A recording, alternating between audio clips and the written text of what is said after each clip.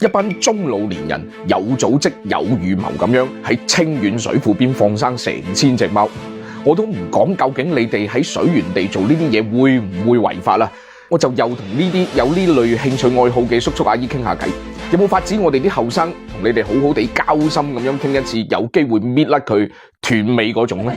係唔係你哋將我哋養大成人，其實你哋係一啲最基本嘅常識都冇嘅呢？我哋做仔女嘅其實可以活到今日，純粹係因為我哋自己命硬呢。公園池塘放生巴西龜，河邊放生礦泉水，岳卓線放生珠江。喂，你哋唔單止喺養生界叱咤風雲，喺放生界同樣係創意無限。一貨車貓係你哋真金白銀使錢救落嚟嘅，似乎你哋嘅發心咧係善意嘅，但係你哋有冇諗過呢啲貓好可能佢本身就係流浪貓嚟嘅呢？你會唔會只係幫佢哋換咗個流浪嘅區域呢？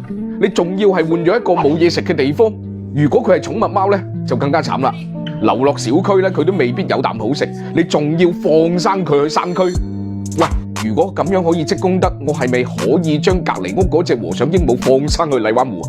點呢個廢話關我咩事啊？阿叔阿姨，我知你哋係好心下，但係我哋後生仔女真係好想同你哋講句心底話，與其將啲貓狗拋去荒山野嶺，不如週末一齊去動物救助站嗰度做下義工。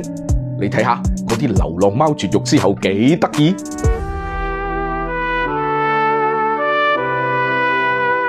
仲可以同啲孫仔孫女一齊嚟餵貓糧，手機冇電呢，就話可以隨手掃個充電寶。但係如果你要充功德，掃啲貓落水庫，你其實都知係行唔通㗎，係咪啊？點讚啊，正能量！